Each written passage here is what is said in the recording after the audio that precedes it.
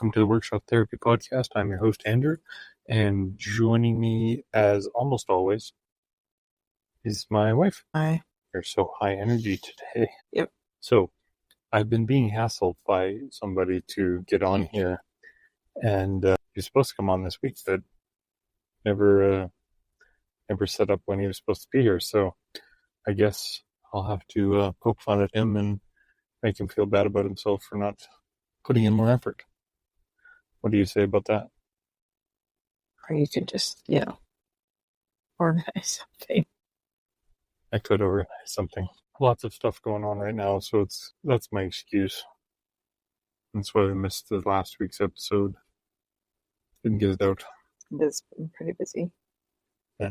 Anyway, so I thought we'd just do a little bit of an update about some of the things that are going on. Go from really works better if you're more excited. Just too tired. Yeah, just it's been a bad day for a flare-ups. So update of what's going on. Got the foundation on our house laid out. Like, totally. I'm trying to be more upbeat for you. Sorry. Yes. You go from like emo to valley girl. Something like that. Anyway, got the foundation on the house laid out. Should start digging some holes for that. That would be helpful. Next week. Tomorrow we got an exciting trip. We're gonna drive for 6 hours to go pick up a big plastic septic tank. Yep, thrilling. Life goal, bucket list moment. You're welcome to stay home if you want. It's hot. I'd rather be in the air-conditioned truck. How's the master's going? What are you learning? Not. What specifically are you learning lots about? We're doing a lot of evidence-based practices in this course, learning about why they're important and efficacy. We were talking earlier about a situation that we were having to deal with our children. And I thought maybe that would be something that would be important to share, or something that we could share. So intrinsic and extrinsic motivation, right?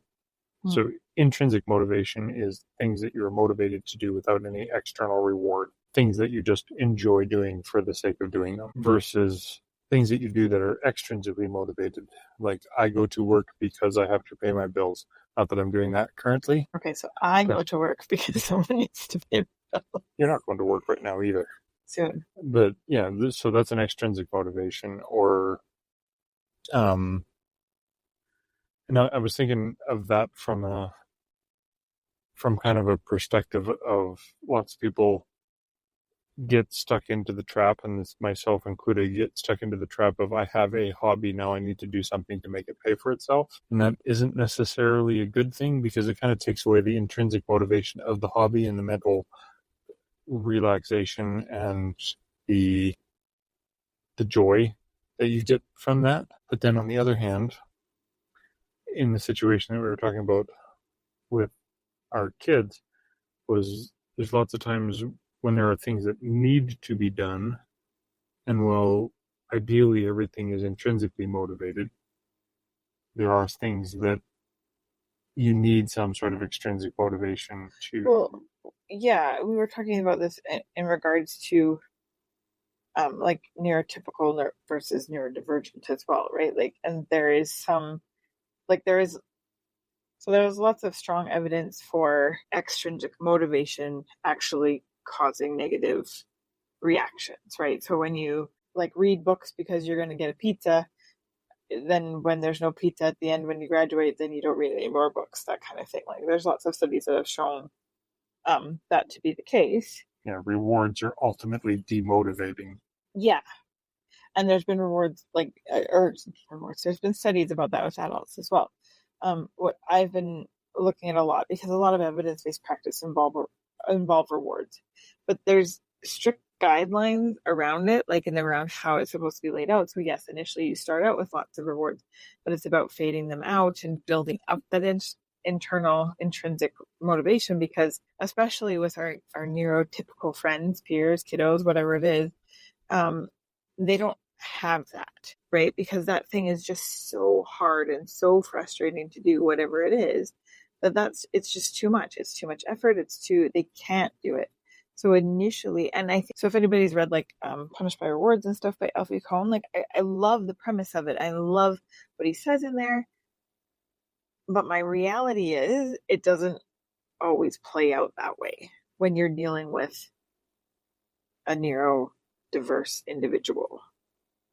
Yeah. Do you get what I'm saying? And so I think too often we paint everybody with the same brush. Oh, it's either, and we've talked about this a lot in the last 2 weeks, it's that black or white thinking. You either can give rewards or you can't give rewards, right?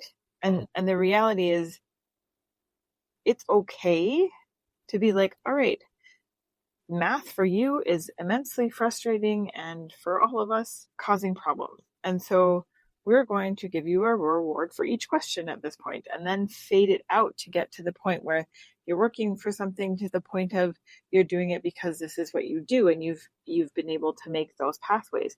But it takes them so much longer and there's so much more effort involved in making those pathways than a normal person that without a reward, without some sort of motivation, and it doesn't have to be like we talked about today, it doesn't have to be a food reward. It can be a, okay, you do this and you can have 5 minutes on the Switch or whatever it is, whatever is motivating to that child. And you should, sorry, I'm getting like rambling, but you should do like a study beforehand and like look into what is actually motivating to the child. Don't just guess. Actually find out, or to the person or to yourself, whoever it is, figure out what actually is motivating to you. And I think as adults, we often fall into that trap of what we get to motivate ourselves isn't actually motivating. Yeah. Do you know what I mean? Mm-hmm. And I think that plays into what you're saying about like once you have to do something for work, then it's not fun anymore. Right? It loses that. And now I've lost my train of thought because I like went down a rabbit hole. But the long and the short of it is it's not all or nothing. You can't just blanket statement rewards are bad and can't ever be, there are also reports of where rewards are beneficial and can be useful when used appropriately and faded out. It's not an all or nothing on either side process. And I think that's the thing with what you're talking about, like with your hobbies and all that kind of thing. I think sometimes, you can sell something for money, but it doesn't have to always be for money. Yeah. Right? Yeah. And that's kind of what I was getting to is there are times when, you have to do something for the reward of getting paid or whatever. And sometimes, and I'm not saying that you shouldn't have a hobby that you don't get paid for, because sometimes I have hobbies that I don't get paid for. Well, but sometimes it's okay to have a hobby that you're getting paid for too, because you're sometimes that's a part of the hobby is also doing the selling, you're intrinsically motivated. But like some people are natural born salesmen. And if you like that, then good for you. Yeah. I hate it. But sometimes it's okay to just go out in the shop and make something or go out and paint or... Yeah, and I think we get stuck into this, especially I see lots of it today, and I felt it growing up. Like it was very much try and do something you love and then you'll never work a day in your life. That is crap. Like it's not true. Even if you're doing something you love, you're still going to do some work. You're going to do some days where you're working. Yeah. Pure and simple. And there is, because there's no matter what it is, no matter, and I mean, I would challenge you, no matter what it is, there's a crappy part to it. There is nothing I have ever experienced that didn't have a downside. It's whether you're willing to do that downside or if that downside brings you down so much that takes away from that joy to a point that it's no longer giving you the dopamine that you need. Yeah. You know what I mean? Yeah, and so kind of wrap it all together and to tie it into some previous conversations we've had. We talked a few episodes ago about cerebellar dysfunction and automating, how that makes it difficult to automate tasks. Like there's certain tasks that people do that are just completely automated, like breathing, for example. You don't have to think about breathing. There's just the background processes in your brain are doing that. And then for neurotypical people, there are lots of things that are automated through that cerebellar pathway or through And it's the easier for cortical them pathways. to make new pathways there. Yeah. It's that 2 weeks or whatever it is, 60 days, and you've got to have it. Yeah. But so to the point of creating those pathways for yourself, even if it is easy for you, there is still an opportunity to use the reward in extrinsic motivation to help you develop the intrinsic automated action. Yeah. But it's important to not rely solely on the extrinsic motivation, the extrinsic motivator, whether that's a food reward or a money reward or a whatever it is, because that's how you ultimately automate your whatever it is, whatever habit you're trying to develop. It's you change it from an extrinsically motivated thing to an intrinsically motivated thing. And then once it becomes an intrinsically motivated thing, it becomes more automated in your head and more automated in your environment, because you tend to rearrange your environment to allow you to do the thing that you're intrinsically motivated to do. Anyway, hope that all makes sense. That makes sense? To be honest, I kind of zoned out the last 30 seconds. Yeah, I love you too. Not on purpose. I just got thinking about what you were saying and how it tied in. I agree. I agree. I'm not going to say anything else. Can wrap it up. So otherwise I'll just keep talking.